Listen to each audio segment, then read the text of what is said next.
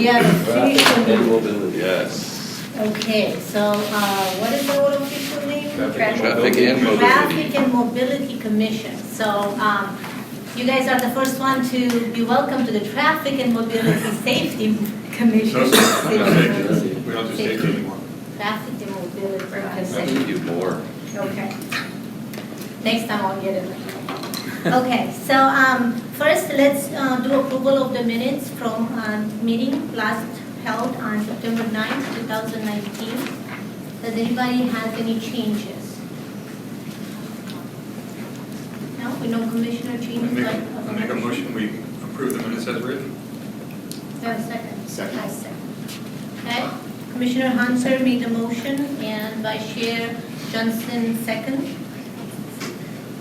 And all in favor? Aye. Anyone against?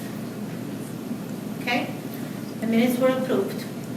Next, we're going to go to public comments. And we have a group that's going to speak. So I'm just going to go really quick about our procedures. If, let's see, if anyone that it requires to speak on any items that are not on the agenda, a request to speak item form needs to be filled out and given to our minutes clerk. In conformance with the Brown Act, no action can be taken by us because it's not on the agenda. Since we have a group, we're going to give you 10 minutes to make your presentation. And I'm going to open up for the public comments. We have the bike and safety. We have a robotics team from what I'm understanding. Okay? Whenever you're ready, we're ready for your presentation.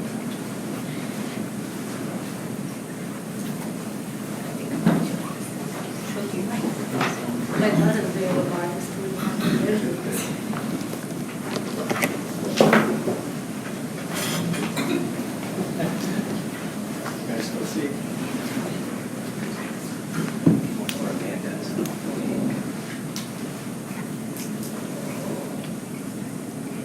Thank you for letting us speak at your meeting today. We are Team Pandemonium, a 6th and 7th grade robotics team from Avier Oaks Middle School here in Charleston. This is Claire, Ethan, Zayden, Danielle, and I am Mira. One of the challenges in this year's robotics program was for each team to study an issue that cities face, then come up with a solution to the problem. We chose to investigate bicycle safety at intersections, and this is what we found.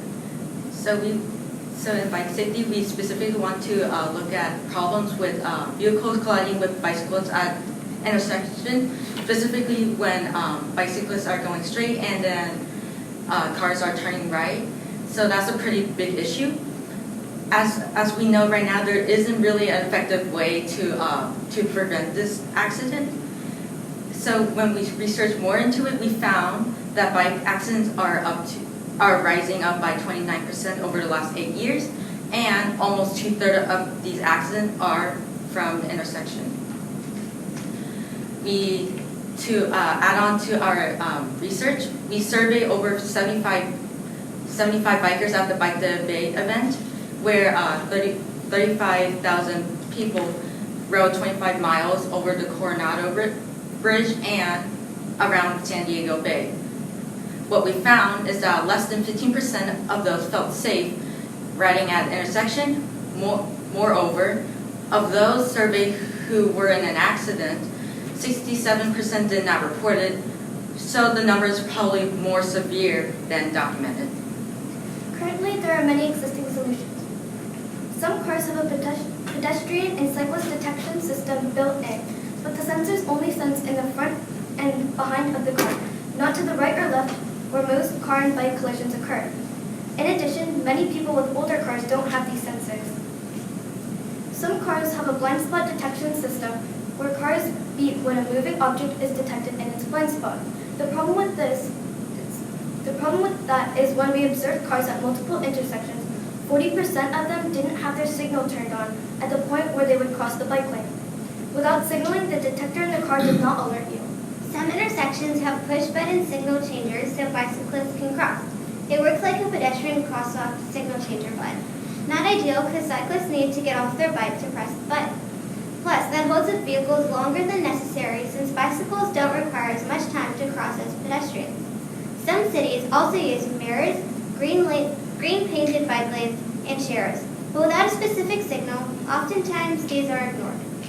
Many towns have erected barriers to separate cars from bikes, but those don't address the intersection problem when bikes and cars still need to share the road. As of now, nothing really protects bicyclists at intersections. We came up with a solution to this problem. We proposed to use a radar sensor at the intersection to detect the presence and speed of cyclists as they approach an intersection on the bike lane. The sensor calculates when the bike will be at the crossing point between cars and bikes and lights up some warning lights to alert drivers so that they do not cross the bike path or make the turn. To do this, we looked at the best type of sensor to use, taking into account the accuracy, distance, cost, and more. We also looked at the best location for the sensor, taking into account the interference and cost. The last thing we looked at is the best way to alert drivers of approaching cyclists, taking into account impact and cost. We considered various types of sensors too. We considered the magnetometer sensor. However, many bikes are made with carbon fiber or non-magnetic materials, so this would not detect bikes accurately enough. We also looked at the inductive loop sensor, which is also triggered by metal. Unfortunately, again, some bikes do not have enough metal to trigger it. Besides this, the sensor has to be placed underground, so this adds repaving costs and makes it more difficult to maintain. The video detection sensor is easier to install because it goes on the traffic signals.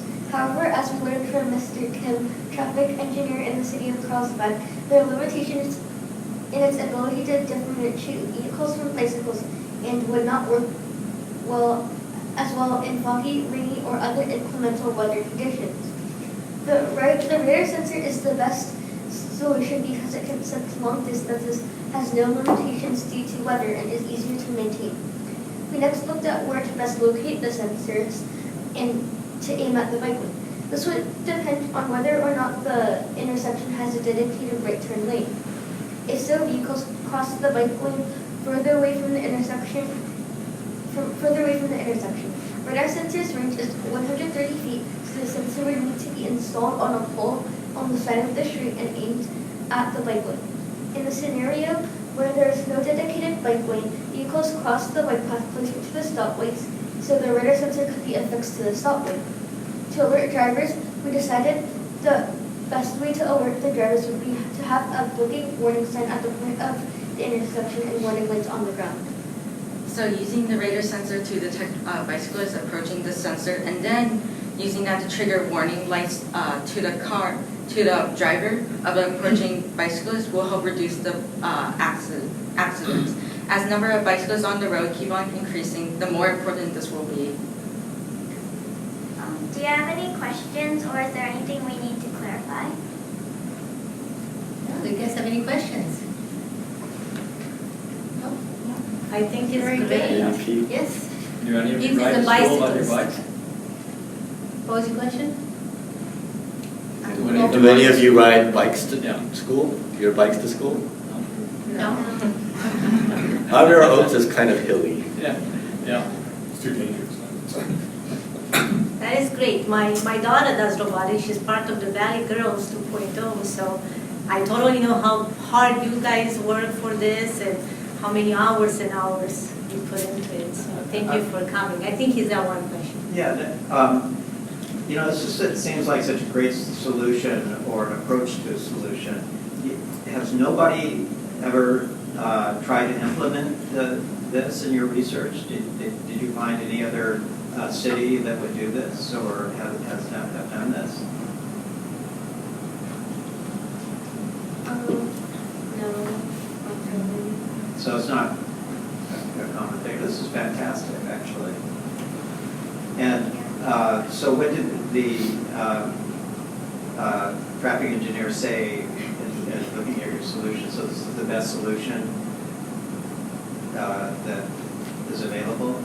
Yeah, we decided that the radar sensor would be best for what we're trying to do because, it's for how we're trying to sense the bikes. We decided it would work the best. Awesome. Yeah, great. Any other questions, comments? Are there certain types of streets that you think should be a priority to do this on? Yeah, intersections especially, just because we found that more accidents occurred at the intersections. Or are there any particular intersections, like or maybe intersections near schools or where cars are driving at higher speeds? In general. We haven't really researched that yet. Okay. We can do that. Probably a good place to start would be places where there are frequent conflicts and accidents and higher speeds, and schools where a lot of people are riding their bikes. It's a fantastic presentation. Thank you. With your introduction and presenting the problem. So I'll give you an A+, and I think your teachers should give you an A+. I agree with that. It's a competition. You can't make it all the way to nationals. No. Yeah, it's not a You've got a great school project. Yeah. Thanks Good job. for letting us share our project with you. Thank you for coming. Thank you.